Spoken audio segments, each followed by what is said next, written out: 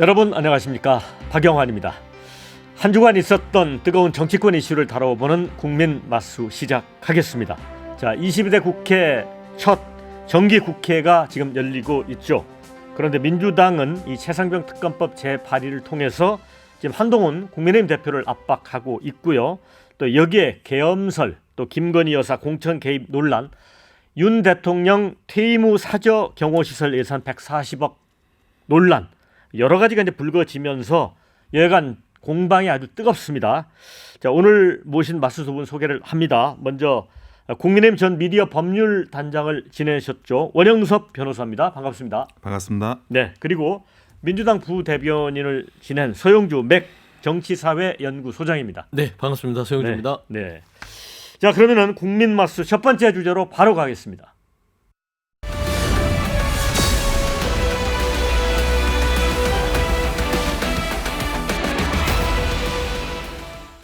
여야 대표가 이게 만나서 뭔가 좀 정치권에 숨통이 트이는 것 같다, 대화 물꼬가 트이는 것 같다 했는데, 국회가 이제 민주당이 꺼낸 계엄 공세 초반부터 이제 시끄럽습니다.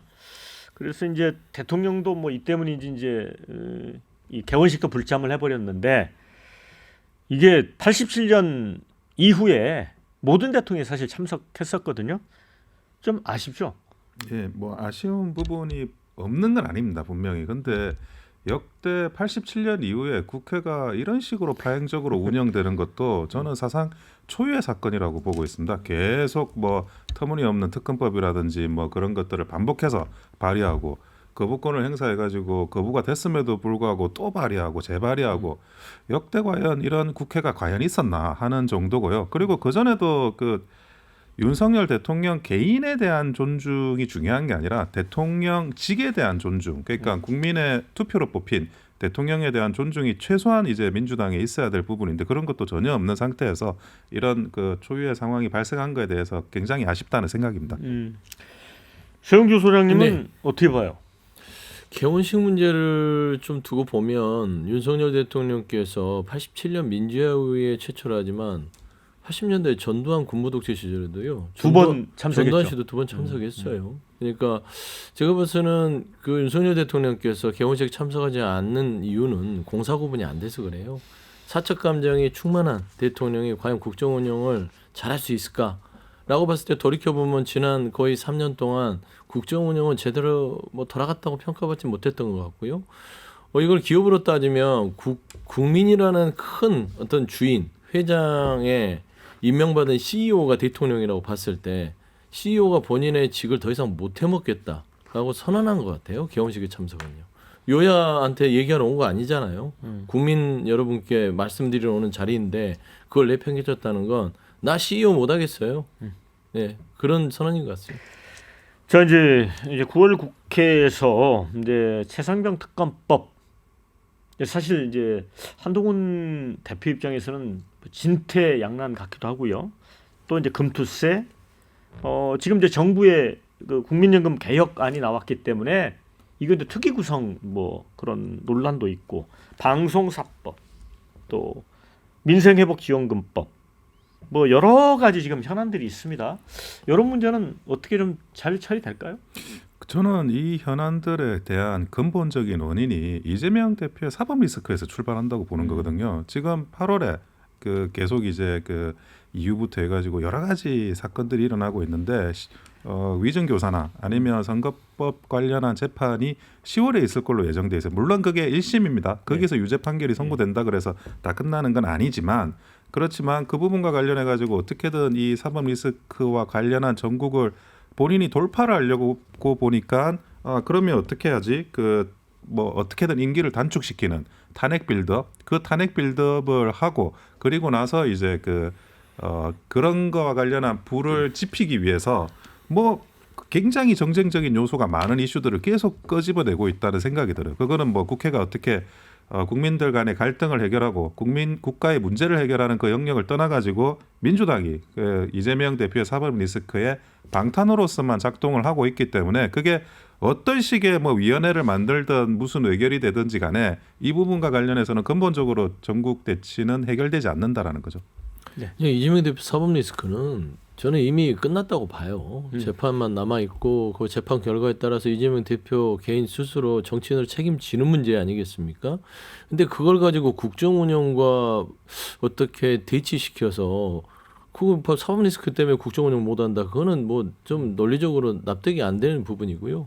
일단은 대통령께서 본인 스스로의 국정 운영의 능력이 없으면 최소한 야당하고 손을 잡을 생각을 해야 되는데 그렇지 않아요. 지금 이런 국회를 못 봤다고 하는데 따지고 보면 DJ 김대중 대통령 시절을 보십시오. 여소야대 극명했잖아요. 그때 김대중 대통령이 이회창 총재가 손을 내밀면서 뭔가 좀 국정 운영을 도와달라 라고 했던 절반을 보내고 났더니 그 후반기에는 국민들이 많은 은석을 줬습니다. 그런데 이번에 봐보세요. 윤석열 대통령이 이렇게 국정 운영도 못하고 야당과의 협치도 못하니까 이 후반기 때 총선에서 참패를 당했습니다. 결국에는 여소야대 국면을 후반기 때 갖지 못하는 초유의 정치사에서 최초의 대통령이 됐기 때문에 겸허함으로 야당한테 더 머리를 숙이고 협치를 부탁해도 될지 말지 하는데 지금까지도 이재명 대표 사법 리스크를 따지고 하면 뭐 국정을 포기하겠다는 소리인지 거기에 대해서는 국민들이 참 답답한 노릇이다 말씀드리겠습니다. 자, 계엄령 준비설 요거에 대해서 좀 논의를 해볼게요. 지난달 21일에 민주당 김민석 수석 최고위원이 근거 있는 확신이라고 했어요. 그런데 이제 최근에 이재명 대표도 좀 발을 빼는 것 같거든요. 네. 서영길 소장님. 그러니까 네. 이게 구체적 정황과 제보가 있는데 공개를 안 하고 또 시기를 조절하는 건지 정말 없는 건지 이게 뭐예요? 진짜? 제가 최초 계엄 관련해서 발언을 했을 때 예. 김민석 최고위원이 당시에 이제 아마 전당대 끝나자마자 첫 자리에서 얘기를 했을 거예요. 제 기억에는. 그때 제가 그 논평을 했을 때 이거는 이거 한 번만 해라 라고 했습니다. 지금 시기상으로 좋지 않다. 지금 뭐 최혜병 특검도 있고 민생도 있고 우려 대란도 있는 상황에서 무슨 계엄이냐. 계엄에 대한 제보를 받았으면 그 제보에 대해서 근거가 있다고 주장할 수는 있으나 이거를 어떤 지금 정부에서 끌고 가는 것은 민주당이 유리하지 않다. 라고 했는데 벌써 이게 10일 거의 2주간 끌고 가고 있지 않습니까? 저는 이런 부분에 있어서는 민주당이 빨리 출구 전략을 짜서 나올 필요가 있고요. 김민석 최고든 뭐 김병주 최고든 간에 이 부분에 대해서 근거가 있다면 국민들한테 어떤 근거를 했었고 이 부분에 있어서 우려를 표명했던 수준이지 이런 일이 없도록 하는 차원에서 얘기했다. 라고 나와야 되는데 이걸 계속해서 근거가 있다고 고집하면 민주당이 좋을 게 없어서 빨리 출구 전략을 짜고 나오는 게 좋겠다라는 좀 조언을 드립니다. 그래서 이제 일각에서는 민주당이 이 계엄 준비설을 대통령의 독재 이미지, 또 권위적 이미지를 만드는데 이용해놓고 이제 발을 싹 빼는 거 아니냐, 이제 정치적 효과는 다 거뒀다라고 보는 시각도 있더라고요. 아까 이제 그 사법 리스크, 탄핵 빌드업, 임기 단축 이런 부분에 대해서 아니라고 하시지만 이렇게 근거도 없는 내용이 나온다는 것 자체를 보면 그게 과연 아니라고 볼 수 있는지 저는 뭐 너무나 큰 의심을 할 수밖에 없다는 생각입니다. 그럼 그 전에도 사실 괴담 선동 하셨어요. 뭐 민주당에서 후쿠시마 괴담이 대표적이지 않습니까? 그런데 그 전에는 그래도 추리 소설 정도의 그 정도 소설을 썼다 그러면 이번에는 공상과학 소설입니다. 무슨 근거가 없어요. 그래가지고 그 근거와 관련해가지고 김재원 최고가 김민석 의원하고 토론하자 그러니까 갑자기 김민석 의원은 뭐 이런저런 사유를 대고 결국 무산이 됐고 그리고 정성호 의원 같은 경우에도 근거가 뭐냐. 그러니까 정치인이 뭐 그 정도 말할 수 있는 거 아니냐. 그 정도 말도 못하냐. 뭐 제보라는 게 좀 상상이 가미되는 거 아니냐 이런 식으로 또 발언을 하셨어요. 그러면 그게 뭐냐는 거예요. 근거가 없다는 이야기잖아요. 그러니까 정확하게 근거를 제시를 하고 최소한의 그런 최소한의 근거를 제시한 다음에 이야기를 하면 몰라도 그리고 특히나 헌법 77조에 의하면 제적 의원 과반수로 계엄을 언제든지 해제를 시킬 수가 있습니다. 민주당이 지금 180석을 들고 자기가 계엄을 주장을 한다. 근데 실수로 이야기했을 수도 있어요. 잘못된 정보를 가지고. 근데 그 지금 아까 말씀하셨지만 2주 동안 키운 거는 이거는 실수가 아니거든요. 이거는 분명한 의도고 그 의도는 본인의 그런 그 사법 리스크, 탄핵 빌드업, 임기 단축 이거를 빼놓고는 도저히 설명이 안 된다는 겁니다. 네. 네. 저도 좀 반론을 하면, 그러니까 사법 리스크 부분을 주장할 수는 있으나 이게 이재명 대표가 이런 모든 주장들이 뭐 탄핵 빌드업을 통해서 사법 리스크를 최소화하겠다. 이것도 상상 소설이에요. 그러니까 똑같은 얘기인데 저는 그 얘기를 하고 싶어요. 계엄에 대해서는 주장할 수 있고 정승 의원은 말이 맞습니다. 정치인은 제보를 통해서 주장할 수 있고 메시지를 낼 수 있어요. 네. 이거를 판단은 정치인이 책임지는 문제입니다. 네. 다만 국민의힘에서도 뭐 계엄 부분들이 법의 헌법 77조에 뭐 과반 이상에서 해제할 수 있는데 뭐 하려 이러게 하냐. 그런 논박도 맞지 않아요. 따지고 보면 역대 계엄이 있을 때 그런 법적 잠치가 없었으니까 현실적으로 못했던 거예요. 군부 독재 시절에 아니면 군 상황에서 할 수가 없는 상황이 있기 때문에 우려를 표했는 것인데 저는 일단 계엄 문제에 대해서 이런 조그마한 조각조각 가지고 싸우는 것들은 민생, 지금 의료 대란 이런 부분에서 전혀 도움이 안 되기 때문에 여야 간에 이걸 쟁점 뭐 정쟁화시켜서 가는 것들은 별로 좀 썩 바람직하지 않다라고 생각합니다. 저도 조금 보론을 하자면 결국 근거가 뭐냐는 겁니다. 결국 민주당이 그래도 최소한의 근거를 가지고 이야기를 하면 그 다음부터는 그게 국민들의 판단의 문제고 정치적인 책임의 문제고 뭐 알겠어요. 근데 아무런 근거도 없이 말하는 거는 아니 그 국민들께 거짓말을 할 수 있는 권리가 그 정치인의 권리고 그런 그 어떤 지위는 아니지 않습니까? 그게 전혀 근거 없이 이게 진행이 됐다 그러면 그거는 국민들께 사과를 할 일이지 그거를 정치인이 그렇게 말할 수도 있지 이렇게 쉽게 말할 수 있는 부분은 아니라는 겁니다. 그런데 그 예를 들어 이제 김용현 국방장관도 그렇고 김우 정보사령관 이런 분들이 다 이제 충암고 인맥으로 돼 있기 때문에 조금 이렇게 의심할 수도 있을 것 같아요. 그래서 결국 이제 장성 전체의 통계를 냈는데 400명 중 장성 중에 4명이 충암고라는 거예요. 그러니까 10%도 아니고 1%입니다. 그 4명이서 무슨 계엄을 한다는 건지. 1%는 뭐 근데 그게 이제 아니한 생각이에요. 400명 중에 4명이다. 그게 이제 말하자면 논점을 흐리는 거거든요. 이런 방첩사령관, 그다음 777 사령관, 첩보를 담당하고 국군 기무사령부죠.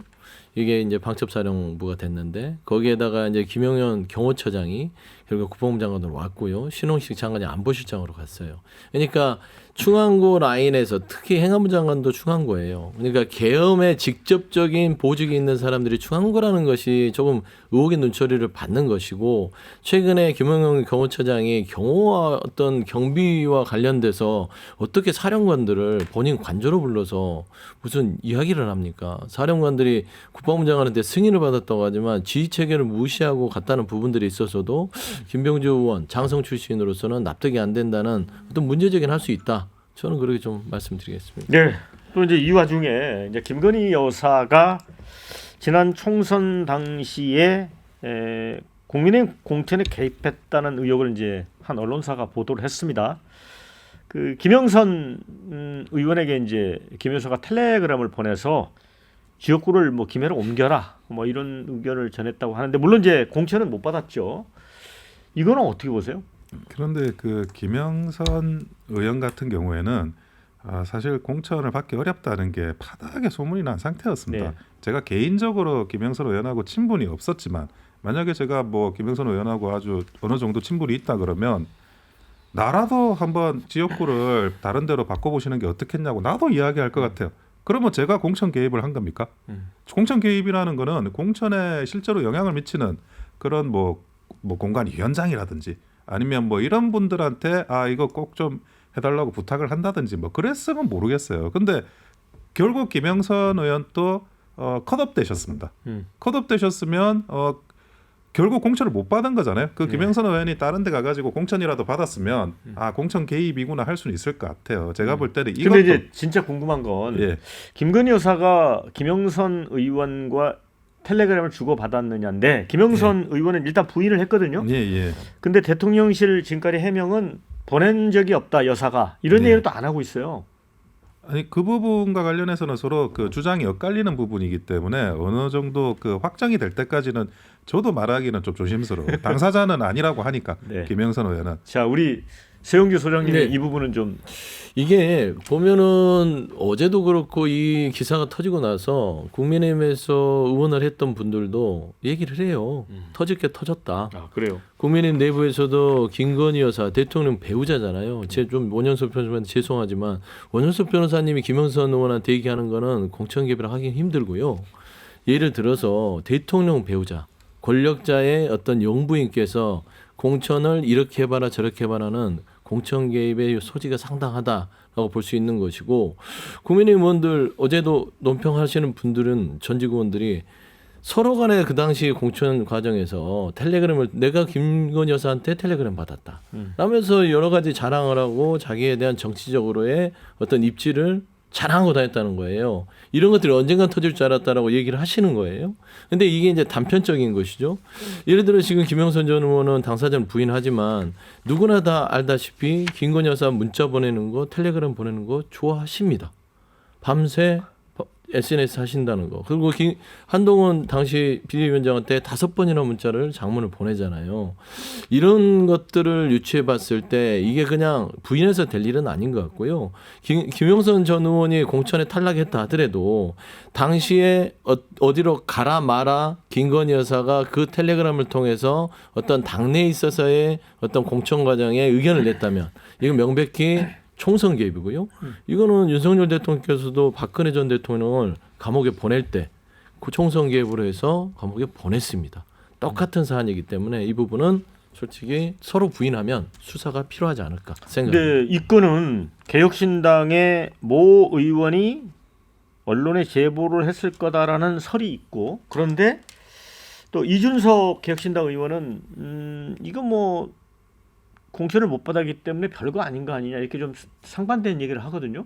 근데 왜 그럴까요? 그 누가 이 부분을 자기한테 유리하게 활용하느냐에 따라서 누가 이 사건을 퍼뜨렸느냐가 네. 결정이 될 것 같아요. 예. 뭐 민주당이 그걸 활용한다, 아니면 뭐 개혁신당이 활용한다, 아니면 친한 반윤에서 활용을 한다. 어느 쪽에서 이거를 자신에게 유리하게 활용하느냐에 따라서 결국 그게 누구가 퍼뜨렸는지는 분명해질 것 같은데. 그런데 아까 그 말씀드린 거는 이거는 판례 문제라서 정확하게 네. 좀 짚어야 될 게 있어요. 네. 그 당시 박근혜 대통령의 그 공천 개입 사건으로 그 판결을 받은 거는 실제로 공천하는 업무를 청와대에서 한 겁니다. 그 청와대에서 하는 업무가 뭐냐? 그게 여론조사 같이 실제 비용이 지출돼야 되는 업무. 그 실제 비용이 지출돼야 되는 업무를 그 청와대에서 진행했기 때문에 그게 공천 개입이 된 거고. 그게 아니라 단순히 의견을 낸다. 뭐 대통령이 의견을 낸다. 누가 의견을 낸다. 그거는 그 당의 운영에 있어 가지고 수많은 사람들의 의견을 듣는 것 자체는 그게 공천 개입은 아니에요. 그러니까 지금도 만약에 그 지출된 회계적인 문제가 분명히 있고 그 역할 분담을 했다 그러면 공천 개입이 되는 거지. 거기에 대한 아무런 증거는 아니지 않습니까? 이 부분이. 그러니까 예. 수사를 해봐야죠. 근데 아니 민주당은 비용이 들었는지 안 비용을 들었는지 들었는지에 대한 봐야죠. 개연성이 있어야죠. 예, 최소한에. 근데 민주당은 김건희 여사 특검을 추진하고 있는데 그 특검법에 지금 이 텔레그램 관련된 내용도 넣자는 거 아니에요? 당연히 넣어야죠. 이거는 총선 개입은 이건 국기문란입니다. 시스템 있잖아요. 국가는 시스템으로 돌아갑니다. 행정, 입법, 사법. 그리고 당은 당이 할 일이 있고 행정부, 대통령이 할 일이 있습니다. 당무 개입조차도 이게 맞득지 않은 상황임에도 불구하고 총선에 어떤 개입을 했고 단순히 그게 의견 개진인지 아니면 이게 전방위적으로 어떤 사실을 내서 대통령과 무관하게라도 대통령 배우자가 여기에 대해서 개입을 했다면 그리고 말씀한 대로 수사를 해봐야 그게 비용이 발생되는 부분들이 있는 것인지까지도 수사를 해야 되기 때문에 저는 당연히 특검에 넣어서 네. 수사 대상이 돼야죠. 자, 지금 이제 민주당 등 야 5개 당이 대법원장이 특검 후보 추천권을 갖는 이 최상병 특검법 발의를 했습니다. 이게 이제 외견상 보면 이제 한동훈 대표가 당 대표 선거에 나왔을 때 주장했던 제3자 특검과 유사해 보입니다. 그런데 국힘 한동훈 대표는 별로 바뀐 게 없다 이렇게 응수를 하면서 생각이 없어 보이고요. 민주당은 한동훈 대표 직접 입장을 밝히려 이렇게 압박을 하고 있습니다. 이 문제는 어떻게 갈까요? 정확하게는 한동훈 대표가 말하는 그 제3자 특검은 아닙니다. 그 제3자 그래요? 특검은 한동훈 대표가 이야기했던 그 제3자 특검은 특검의 선택권을 결국 그 대법원장 같은 제3자가 선택하는 게 제3자 특검이었고 지금 이제 발의된 특검법은 대법원장이 추천하는 걸 다시 야당이 비토권을 행사할 수 있는 그런 이제 특검법이기 때문에 정확하게 그 한동훈 그 대표가 이야기한 제3자 특검은 아니라는 거고요. 그건 맞고. 근데 한동훈 대표 입장에서도 결국 이제 야당이 주장하는 거는 정확하게 입장을 분명히 하라는 거니까. 그러니까 본인이 하겠다고 이야기를 하면 발의를 해야 되는 거 아니야. 10명을 모아서. 10명을 모아서 발의를 안 할 거면 뭐 그럼 안 하겠다라고 말을 하고 대국민 사과를 하든지 그것도 아니고 그래서 물론 이제 그 한동훈 대표의 주위에 친한 개쪽 의원들은 뭐 한동훈 대표의 의지가 굳건하다고는 이야기하는데 예. 근데 그래요. 친한 쪽 의원들 자기가 국회의원이니까 자기가 먼저 도장 찍고 도장 받으러 다니면 되잖아요. 예. 또 그것도 아니야.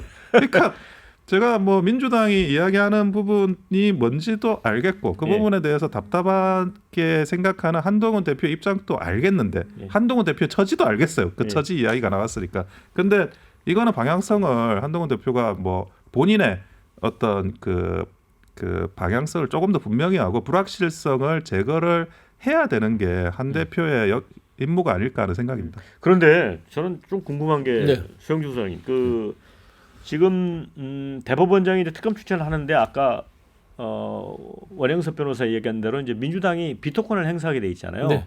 근데 사실은 한동훈 대표를 정말 압박하려면 아예 비토권을 빼고 재발을 했으면 어떨까? 그러면은 민주당이 모양이 빠지죠. 모양이 빠진다. 저희가 뭐 국민의힘에 이중됩니까? 한동훈 대표 워딩대로 그대로 특검법을 발의해주게 최대한 배려해준 거잖아요. 삼자 특검도 받았어. 발의하라고 했는데 처지가 딱해서 발의를 못하니 대신 발의도 해줘. 그러면 그대로 토시 하나 해주면 저희가 국민의힘 의원 역할을 하는 거잖아요. 그건 아니죠. 그러면 야당은 야당답게 최소한의 장치를 비토권을 해주는 것이다라는 측면에서 한동훈 대표가 참 그 최혜병 특검 앞에 서면 왜 이리 작은지 모르겠습니다. 네. 자, 두 번째 주제로 건너가도록 하겠습니다.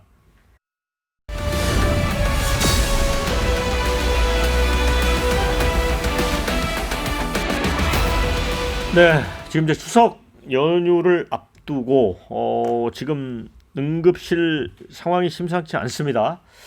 그래서 이제 윤석열 대통령도 의정부에 있는 성모병원 응급 의료 현장을 좀 방문했었죠. 그리고 이제 비서관급 참모진도 이제 응급 의료 현장에 파견할 예정이라고 합니다. 그만큼 심각하다고 보는 거죠.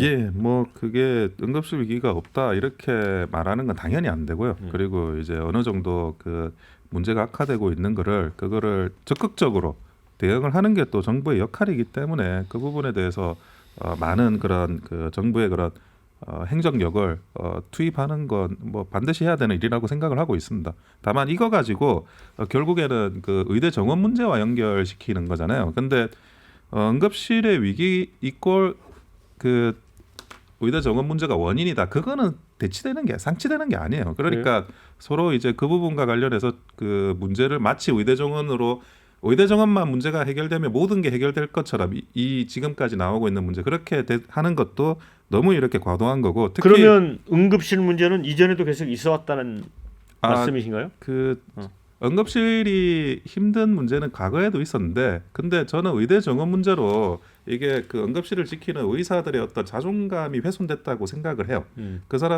그분들이 자기가 이제 고생하는데 존중받지 못하다라는 느낌을 저는 준 부분은 분명히 있습니다. 이번 의대 정원 관련한 문제들이. 그래서 그걸 어떻게 해결하느냐를 근데 계획을 가지고 추진해 나가야 될 부분이라고 생각이 들고요. 그러니까 그 전에 그러니까 사람이 적었을 때 의사가 그 전에 정원 상태에서 그러면 응급실이 인기과였냐? 또 그것도 아니었거든요. 그래서 어떻게 그런 그 필수 의료를 하시는 분들에 대한 존중감과 자존감을 높일 수 있느냐? 그게 전방위적으로 연구돼야지. 그냥 의대 정원 숫자를 그 전으로 돌려버린다. 이건 해결책이 아니라는 거죠. 네, 소수령님. 네. 뭐 이 의료 붕괴를 대하는 윤석열 대통령의 모습을 보면 국민들이 이런 얘기를 할 거예요. 저분 정체가 뭐야?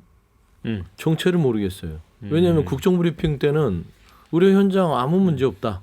기자들의 질문에 그러면서 직접 가봐라 라고 반문했잖아요. 따지고 보면 반박했죠. 근데 갑자기 있다가 응급실에 찾아가요. 그리고 뭐 보건복지부에서는 군의관, 뭐 땜질 처방도 안 되는 군의관을 뭐 파견한다고 그래요. 그러더니 갑자기 청와대 비서관들을 현장에 투입하겠다. 네. 이게 무슨 논리 구조를 갖고 있는 분이죠? 다급하다고 느낀 거 아닐까요? 아니 다급하다고 느꼈으면 국정브리핑을 할 때 국민 앞에서 다급합니다. 이런 부분에 제가 현장을 확인하고 거기에 맞는 대응하는 조치를 하겠으니 불안해하지 마십시오. 라고 하는 게 논리적인 어떤 발언 아닐까요? 왜 그때 가서는 아무 문제 없어요. 기자한테 왜 그런 질문해요? 현장 가봐요. 눈 뜨고 확인해봐요. 아무 문제 없어 했잖아요. 근데 그 며칠 근간에 응급실을 갔더니 뒤늦게서 수습하는 모습. 청와대 비서관전 보낸 거는 수습하러 보낸 거 아니에요. 그분들이 뭐 의사입니까? 뭐냐면 감시하러 보낸 거죠. 뭘 감시했냐? 지금 제가 봐서는 보건복지부 장관이나 차관은 허위 보고를 했다는 어떤 추측이 될 수 있어요. 현장에 가보니 윤석열 대통령은 구중궁궐인 용산에 앉아서 현장 확인을 안 하고 수치만 본 것이죠. 아, 응급실이 괜찮습니다.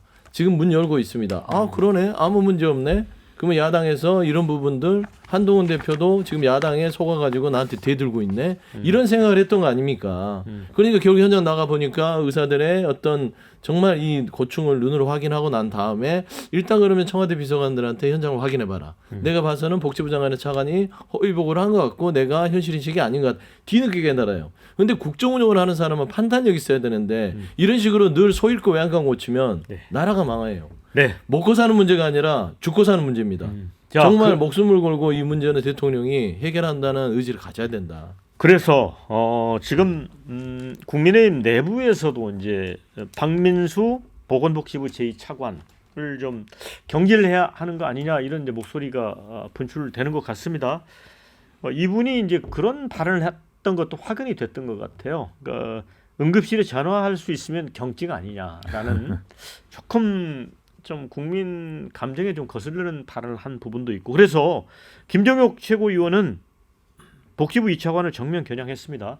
대통령의 괜찮다고 보고한 당사자 거치 결정하라. 이거 어떻게 해야 됩니까?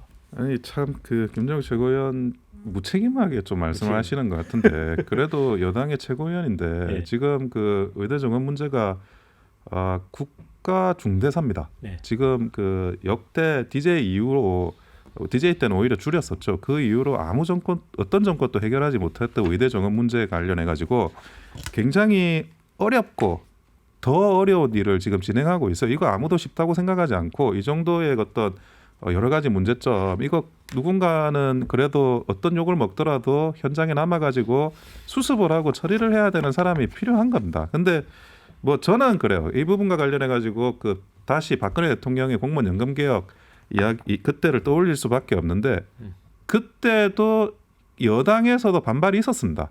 그러니까 야당이 반발하는 거 당연하고 여당 내부에서도 뭐 그게 맞냐 뭐 적당히 좀 하고 가지 뭐 이런 식의 반발이 분명히 있었는데 저는 다시 말씀드리지만 그러면 공무원 연금 개혁 안 하는 게 맞았냐? 그건 아니거든요. 그러니까 지금 이 사항에 대해서 어쨌든 그 박민수 차관이 100% 업족하지는 못할 수 있어요. 하지만 이 사람을 빼고 다른 사람을 집어넣으면 그 사람은 어떻게 이 사안을 지금 그 인수인계 받는 데만 몇 개월이 걸리는데 결국 이거는 진행을 안 할 수는 없다. 그리고 박민수 차관이 마무리를 져야 된다. 어쨌든 나중에 욕을 먹든 아니든 그 부분에 대해서는 분명히 말씀드리고 싶습니다. 박민수 차관에 대한 국민의힘 지도부의 직격탄 그만둬라라는 것이잖아요.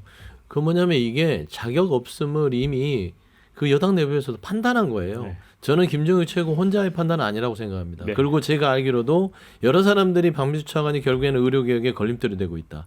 잘못된 정보를 대통령에게 보고를 하고 그다음에 전체적으로 의사와 각을 세우고 예전에 박민수 차관이 이런 얘기를 했죠. 의세라는 얘기를 했어요. 의세. 그러니까 감정 발음이 세서 의세라고 아니 그러니까 그거는 그러니까 참 이 차관이라는 이 자리가 의사 단체를 적으로 두는 게 아니라 달래서 개혁이었던 동반자로서 가야 되는데 이런 식의 감정적으로 지고 이기는 게임으로 생각한다면 의료개혁은 이건 누구에게나 다 파탄이 나는 거예요. 뭐 역대 정부에서 못했으니까 윤석열 정부 한다고요? 이런 국민의 생명을 담보로 해서 하는 폭정으로 이뤄낸 개혁이 과연 역대 정부 못해서 안 했을까요? 먹고 사는 문제가 아니에요. 국민연금, 뭐 공무원연금 그거는 먹고 사는 문제잖아요. 이건 죽고 사는 문제입니다. 죽고 사는 문제 앞에서 어떻게 그거를 같이 비교할 수 있죠? 그래서 저는 이 박민수 차관은 경제라는 것은 뭐 당연한 것이고 기본적으로 이 죽고 사는 문제에 있어서 정권의 어떤 명운을 걸고 이 부분에 대해서는 좀 완급 조절해야 된다. 저는 그런 말씀드립니다. 지금 내일 모레도 아니죠. 지금 그 9일에 지금 수시원서 접수합니다. 네. 수시원서 접수하고 지금 의대 정원이 어느 정도 확정이 되고 거기에 관련해 가지고 대입이 진행이 돼야 되는데 지금 와가지고 이 의대 정원 문제를 되돌린다? 이거는 더 큰 혼란을 만드는 거예요. 지금은 이미 그 다리를 건너갔고 지금 돌아올 수가 없습니다. 돌아올 수가 없다는 걸 전제로 해서 전제로 해가지고 어떤 계획을 만들고 플랜을 짜고 그 뒤수습에 대한 고민을 해야지. 지금 여기 와가지고 그러면 그 25년 또 그 의대 정원을 무효화시킨다? 저는 그거는 뭐 대안이 될 수가 없고, 물론 이제 그런 그 커뮤니케이션의 문제 분명히 있어요. 있지만 그렇지만 큰 줄기는 이제는 가는 거다. 저는 그 부분에 대해서는 명확하게 설명을 드리고 아니 있습니다. 가는 거에 저는 부동산 지역이 민주당 높고 저도 마찬가지인데 가야 돼요. 가는데 이 자동차라는 게 운전을 해보시잖아요. 그 커브를 만나면 브레이크를 밟아야 됩니다. 근데 이 정부는 브레이크를 밟을 생각을 안 해요. 브레이크 밟는 게 자존심 상한다고 생각하는 것 같아요. 근데 그렇게 해서는 안 된다는 거예요. 25년에 입학 정원 정해진 건 무효화라는 게 아니라 2026년에 대한 의대 증원을 유예하자는 부분을 가지고 의사단체 협의를 통해서 최소한 추석 명절을 맞이하는 상황에서 국민들의 어떤 의료 공백과 붕괴에 대해서 어떤 의사들에게 돌아와서 일단은 이거는 해놓고 나서 우리가 좀 진일보한 협상을 하자라고 하는 지혜를 모으자는, 그 정도도 못 들어준 정부가 무슨 의료개혁의 성과를 얘기할 수 있는지에 대해서는 정말 너무나 참담한 수준이다. 그 얘기를 하는 거예요. 26학년도에 그 의대 정원을 유예한다. 그러면 27학년도에는 어떻게 할 거냐? 그러면 또 선거가 있어요. 28학년도 또 선거가 있어요. 29학년도 또 선거가 있습니다. 그건 안 하자는 이야기예요. 그래서 의대 정원의 숫자는 고정이 아니라고 분명히 정부가 일관되게 이야기를 하고 있습니다. 숫자를 논의하는 건 얼마든지 열려 있다는 거예요. 그게 아니라 그냥 아예 그 26학년도를 없는 걸로 하자, 의대 정원을. 그거는 영원히 안 하겠다는 거하고 동일하기 때문에 실무적으로도 그건 불가능하다는 이야기입니다. 그거 억지예요. 왜냐면은 25년도에 3,000명 플러스 1,501명이 됐잖아요. 26년 증원유예입니다. 의대에 기본적으로 들어가는 입시유예에 대한 그 수는 다 기본적으로 상수가 있잖아요. 거기에 대해서 조금씩 단계적으로 할지 말지에 대해서만 의사단체를 달래가면서 가면 기본적으로 국민들이 지금 길바닥에서 죽어가는 이 상황은 모면할 수 있지 않겠어요. 아니 정원 유예라는 게 그 정원을 0으로 돌리자는 이야기잖아요. 그건 무슨 이야기예요? 영으로 돌리자는 하자는 소리 거예요? 극단적으로 하니까 지금 현 아니, 정부가 그거는- 의료개혁에 대해서 망해가는 겁니다. 그러면 몇 명을 하자는 겁니까? 몇 명을 하자는 걸 이야기 안 하고 그러니까 정원 유예를 말하면 몇 의사단체와 명이냐고. 앉혀놓고 이야기를 해야 되는 게 아니, 합리적 판단 의사단체가 아닙니까? 몇 명이냐를 말을 안 하잖아요. 그 민주당이 이야기를 해보시든지. 민주당이 왜 얘기해요? 아니 그러면 정부 책임인데. 아니 그러면 대안도 아니 없이 정부가 그냥 봐봐요. 그러면 아니, 무조건 대안도 없이 2,000명 무조건 아니라고 한다고 말을 얘기하지 하는 게 말고. 대안도 없이 아니라고 말을 하는 게 그냥 그 정책 전체를 무너뜨리겠다는 의도지, 그게 다른 의도라고 볼 수 단계적으로 있냐고요. 얘기했지 않습니까? 뭐가 그러니까 그 단계가 몇 명이냐고요. 그러니까 200, 300 충분히 몇 번을 얘기해야 돼요. 200, 300이라는 제안을 하고 있지 않아요, 민주당에서 이미 지금. 했습니다. 연에 3, 400명씩 해서 점진적으로 올리자. 네. 그게 뭐 그거 전혀- 아니라 그걸 보세요. 뭘 그게 전혀 아니에요. 그런 제안을 한 적이 자, 없어요, 근데 민주당에서. 그 이런 얘기가 있습니다. 김대중 대통령 시절에 이제 의학분업이 있었잖아요. 그때는 이제 의사들이 많이 반발을 했죠. 그래서 그때 의대 정원을 350명 정도인가 줄여줬다. 타협책으로 당근으로 줬다. 그래서 그게 벌써 한 24년 지났으니까 한 7,500명 정도 의사가 자연 감소해 버렸다. 이런 부분이 있는데 이건 사실인가요? 그렇습니다. 그거는 사실이고, 그 당시에 이제 의학 분업을 하면서 그 의료계에서 반발을 하고 의료계에서 반발을 하는 과정에서 사실은 뭐 또 환자 또 일부가 돌아가시는 그런 불미스러운 일도 있다 보니까 DJ 정부에서 달래는 당근책으로 의대 정원을 줄인 거예요. 근데 그렇게 줄여야 되는 그때도 그런 상황이 아니었고, 왜냐하면 고령화는 계속되고 네. 그 당시에는 인구가 또 계속 늘 때고 그런 상황에서 선진국화 되는데 의료 수요도 늘 그 상황에서 350명을 줄였던 거예요. 그러니까 그것만 복구하더라도 지금 그 350명을 늘려도 복구는 안 됩니다. 그 상실된 숫자가. 그래서 저는 뭐 350명보다 더 많은 숫자, 적어도 배수를 늘려도 700명을 늘려도 20년 이상 걸립니다. 그 소실된 인원을 벌충하는 데 있어 가지고. 그러면 최소한 700명보다 많이 나오는 뭐 한 3배수 정도 해도 1,000명이에요. 그것만 해도 1,000명이에요. 그러면 어느 정도 그 선을 가지고 그 의협에서나 이런 쪽에서도 말씀을 하셔야 되는데, 의협에서도 그냥 정확한 숫자를 제시하지 않고 무조건 백지화하라는 겁니다. 25년도도 백지화하라는 거예요. 내일 모레 수시 원서 접수해야 되는데. 네. 자, 성주 소장님께는 이렇게 질문을 드려볼게요. 근데 이재명 대표는 이제 정원 2,000명 확대 전면 재검토를 일단 요구를 하고 있고요. 그런데 이게 의사들도 이제 타협할 생각이 없고 정부도 이제 강하게 밀어붙이고 있고, 그래도 정치권에서 여야가 좀 한 목소리를 내면 뭔가 좀 협상을 할 수 있는 기틀이 될 텐데 그래서 민주당의 역할도 중요하거든요. 민주당 기다리고 있잖아요. 어떤 역할을 할 수 다 있을까요? 해주잖아요. 한동훈 네. 대표한테 최병 특검도 대신 내주고 그다음에 의대 26년 의대 증원 유예 그래 잘했다. 네. 내가 힘을 보태줄게 했더니 한동훈 대표 뭐 했습니까? 여야 대표회담에 그거를 일 의제로 가져오고 들어와야 되는데 용산 눈치 보느라고 그 일 의제로 못 가져오고 예. 들어왔잖아요. 그걸 일 의제로 갖고 들어왔으면 이재명 대표 꼼짝없이 앉아서 그래요. 한동훈 대표 말이 맞습니다. 제가 힘을 모아드리겠습니다 했을 텐데 그 의제로 못 갖고 용산에 눈치나 보고 있으니까 지금 한 발짝도 못 가는 거예요. 민주당은 늘 준비하고 있어요. 근데 2,000명을 고집하고 있는 용산에 대해서는 한 말을 해야 되겠다 그 말입니다. 백지화가 아니라 일단 2,000명 고집하지 말아라 그 얘기입니다. 전면 백지화는 0이 아니라 이거를 최소한 유연하게 가자는 얘기를 하는 것인데 한동훈 대표가 좀 답답한 지금 스탠스를 보이고 있다. 그렇게 평가가 됩니다. 자, 이제 마지막 세 번째 주제로 넘어가 보겠습니다.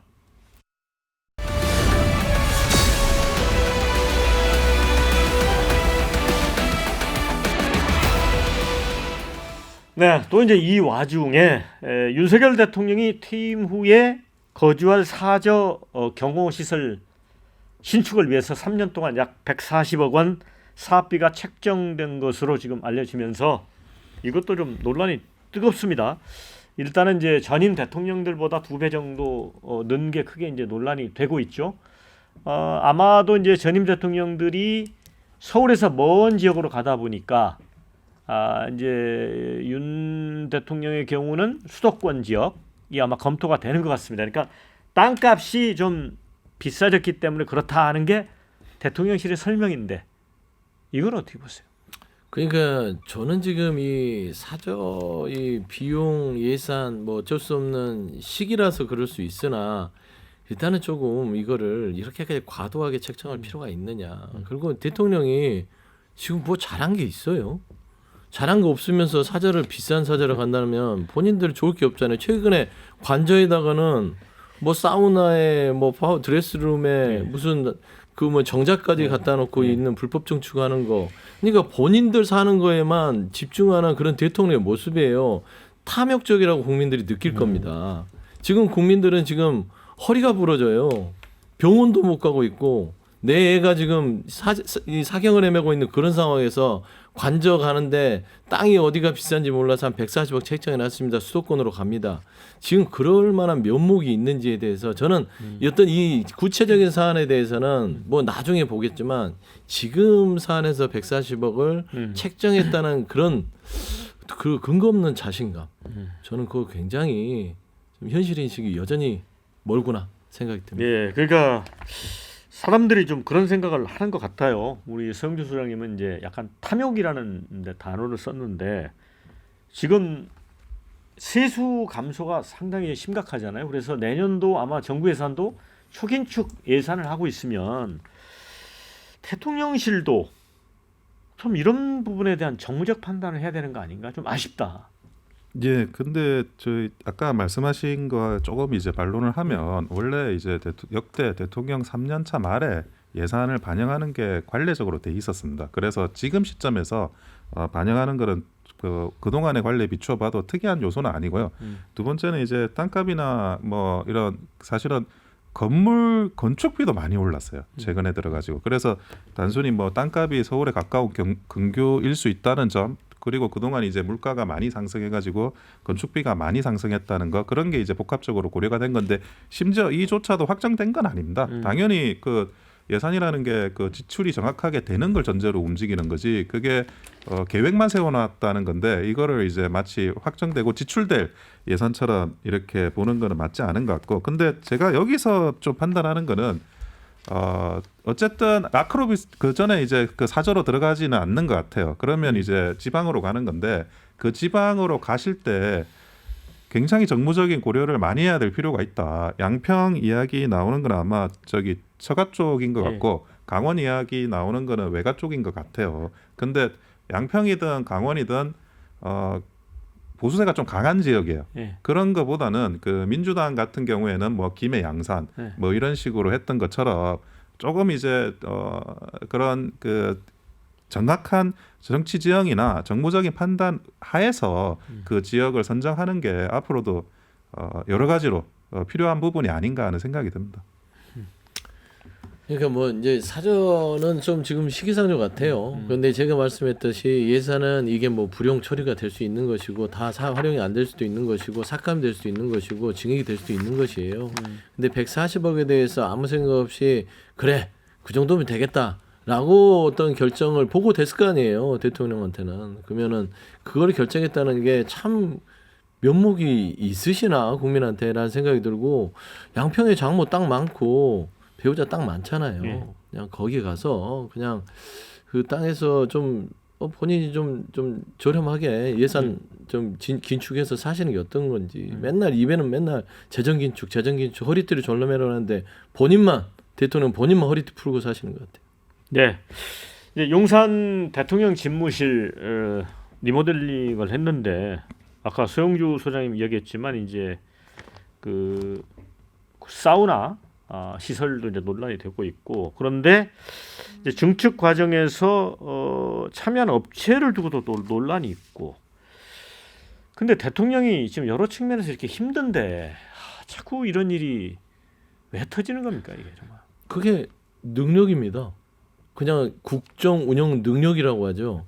그러니까 본인 주변을 스스로 돌봐오지 않았던 것이고 제가 봐서는 원래 그전에는 돌봐오지 않았다 하더라도 대통령이 되면 다 쳐내는 거거든요.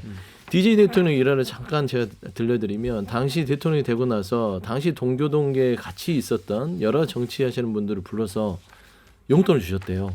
봉투를 주시면서 자 이게 마지막 용돈이다. 말하자면 금일봉이겠죠. 그리고 앞으로는 대통령이 내가 됐으니까 그 누구에게도 정치 자금을 받지 말아라. 그러니까 스스로를 이렇게 대통령에 가면 청렴하게 만들고 그 주변까지도 그렇게 당부를 해야 되는 것들이 대통령이 직임에도 불구하고 윤석열 대통령은 그런 인문학적 가치라든지 정치적인 철학이 없는 분이라고 판단이 될 수밖에 없습니다. 인문학적인 가치를 잘 이해를 못한다는 지금 비판까지 했는데 어떻게 보세요? 대통령께서 뭐 이런 건설 관련한 뭐 정축 관련한 이런 디테일한 것까지 관여할 시간이 있을 리가 없죠. 그래서 이제 그 밑에서 조금 더 잘 움직여줘야 되는 거에 대한 아쉬움이 저도 있습니다. 사실은 뭐 대통령께서는 뭐 경제, 안보, 외교 이런 굵직굵직한 걸 해야 되고 또 오히려 대통령께서 이런 거 디테일하게 뭐 그 어느 업체 선정해가지고 공사하느냐 이런 걸 신경 쓴다는 것 자체가 이미 그 국정 운영이 굉장히 어려워진 상황이라고 징표라고 볼 수밖에 없고 당연히 신경 안 썼을 거예요. 근데 그렇게 신경을 안 쓸수록 그 밑에 사람들이 더 그런 어떤 구설에 오르지 않도록 일 처리하는 것은 반드시 필요하다는 생각을 하고 있습니다. 공직기강도 있는데 그런 부분도 그렇고 민정도 들어왔잖아요. 네. 그럼 민정도 그런 부분들을 좀 살펴야 되는데 일단은 대통령 신기만 살피는 것 같아요. 근데 대통령은 또 누구 신기를 살피겠습니까? 한남동 신기를 살펴야 되기 때문에 이게 여러 가지의 함수관계, 역학관계가 정상적이지는 않은 것 같다. 그러니까 자꾸 이런 일이 터지지 않을까라는 개인적인 추측을 해봅니다. 근데 저는 이제 이 사저 예산 140억 논란이 됐을 때 대통령실의 좀 해명이 좀 이렇게 뭐랄까 국민 눈높이에 좀 잘 안 맞았던 것 같아요. 그러니까 역대 대통령은 뭐 사저가 지방에 있었기 때문에 뭐 부지 면적은 전직 대통령 비해서 절반 수준이다. 지금 사실 이제 국민들이 바라는 거는 지금 여러 가지 그 경제 상황이 어렵기 때문에 뭐 대통령도 좀 아끼고 긴축해야 된다는 그런 느낌이 있어서 그런 얘기가 나오는 거 아니에요? 근데 입버릇처럼 그러잖아요. 설명을 돈 없다. 왜 이런 식으로 설명을 할까? 정말. 아니 이 부속실도 보십시오. 만들면 만들지 뭐 장소가 비좁아서 아직 못 만들고 있다. 그게 상식적으로 납득이 되십니까? 똑같은 얘기예요. 지금 140억 쓰는데 이게 따지고 보면은 지방이 아니고 수도권에서 사실은 좁다. 이게 다 비정상적인 해명들을 하면서 국민들을 우롱하는 거 아닙니까? 근데 뭐 이런 아쉬운 부분 분명히 있고요. 근데 이 예산이 사저 예산이 아니라 이 경호시설 예산이지 않습니까? 네. 그러니까 사저 예산이면 뭐 솔직히 뭐 많은 어떤 비판에 노출되어도 사전은 이제 본인 예산으로 지켜져 있죠. 예. 그러니까 그게 아니고 그리고 이제 경호시설의 예산이기 때문에 이 수요를 결정하는 게 기본적으로 그 경호처의 어떤 그 뭐 어떤 의견 이런 걸 좀 추종할 수밖에 없는 것 같아요. 그래서 그렇지만 해명이나 아니면 그 외 다른 작은 부분에서 아쉬운 부분은 분명히 있는 건 사실입니다. 네, 자 지금 문재인 전 대통령이 지금 피의자로 적시가 됐습니다. 전사위 이 항공사 특혜 채용 의혹 관련해서 이제 급여가 뇌물이다. 그래서 2억대 뇌물수수 사건의 피의자가 됐습니다. 최영주 소장님 이건 어떻게 봐요? 그러니까 뭐 이걸 제가 막 여러 군데 다른 방송에서 길게 설명도 하고 분석도 해드리고 했지만 돌이켜 보니까 큰 의미가 없겠더라고요. 이게 정치보복성 수사기 때문에 정치보복의 수사도 수사를 할 것이고 결국에는 노무현 전 대통령을 수사하듯이 문재인 전 대통령도 똑같은 방식으로 조리돌림 하고 있습니다. 예를 들면은 피의 사실을 언론에 흘려가면서 아니 문재인 전 대통령의 사위가 채용하는 과정에서 그래요. 이상직 당시 그 중진공 이사장이 채용해라라고 했다는 어떤 증언이 있었다까지는 좋은데 기사를 보면 그 서모 씨가 반팔을 입고 와서 식당에서 어쨌다 이런 구체적인 묘사들이 오잖아요. 이거는 전형적으로 모욕주기, 망신주기 수사입니다. 아니 그런데 저는 물어보고 싶은 게 이게 시민단체 고발로 시작된 수사잖아요. 검찰의 네. 기획 수사는 아니고 어떤 사람은 수사가 너무 늦었다 이런 사람도 있어요. 아니 시민단체 수사로 한 것들이 한두 개입니까? 김건희 여사도 고발 당해서 한 거 많습니다. 명분백은 감사하는 마음이잖아요. 뭐 월급은 뇌물이 되는 그런 검찰의 판단인가요? 그래서 이거를 또 문재인 전 대통령 이상직 당시 그 이스타 이 대표와 뭐 주고받은 뭐 카톡, 정황 아무것도 없잖아요. 조국 민정수석도 데려다가 조사했고, 조 임종석 비서실장 조사했고. 수사를 안 한 게 2020년에 고발장이 접수돼서 지금까지 4년 동안 청와대 출신들 150명을 데려다 조사를 했습니다. 그걸 제가 다 확인한 거예요. 안 나왔어요. 근데 이제 와서 계좌 털고 문다이치 별장 보여주면서 공동 숙박시설을 별장이라고 둔갑시키고 이게 전형적인 정치보복 수사의 관행 아닙니까? 저는 그냥 한마디로 정리하면 윤석열 정부는 할 줄 아는 게 이런 것밖에 없어요. 나중에 역사의 죗값을 받을 것이라는 말로 저는 대신하겠습니다. 네, 우리 원영석 변호사. 수사를 지금까지 끌었다는 게 문재인 대통령 일가에 대한 부당한 특혜라는 생각을 하고 있고요. 그리고 뭐 조사를 했다 그러는데 결국 조사는 계좌에 대한 추적, 압수수색 영장이 있었어야 되는데 그건 아주 최근에 일어난 겁니다. 그것도 이제 법원에서 어쨌든 꽤 상당 부분 그 외의 사실이 소명됐으니까 무려 전직 대통령에 대한 압수수색 그 계좌에 대한 그거를 수색할 수 있도록 허가를 해줬다고 볼 수밖에 없고, 근데 진작에 됐었어야 했는데 이원석 총장 체제에서 굉장히 지연되고 이 지연된 정의는 정의가 아닙니다. 벌써 이런 수사가 있었어야 되는 것이 이렇게까지 지연된 거에 대해서 굉장히 아쉬움을 금할 수가 없습니다. 반드시 법과 원칙에 따른 처벌이 엄한 처벌이 있어야 될 거라고 생각합니다. 그러니까 이거는 정치 보복은 아니다 이렇게 전혀 보는 아닙니다. 거예요? 예. 이제부터 아니 그 계좌 내역을 지금 조사하는 게 지금 한 거잖아요. 예. 만약에 그 전에 수사를 고소 고발이 들어와서 그 초기에 계좌까지 다 했는데 그리고 나서 만약에 뭐 나온 게 없다? 그러면 이해를 하겠어요. 그것도 아니에요. 지금 이제 제대로 된 강제 수사를 하고 있는 거고 여기에 대해서 혐의점이 나왔고 그리고 그 2억 5천 그리고 5천 이 자금 흐름 불명확한 자금 흐름까지 나오지 않았습니까? 거기에 대한 설명을 해야 되는 게 당연하고 조사를 해야 되는 게 당연하다는 겁니다. 네, 자 이제 마무리할 시간이 돼서요.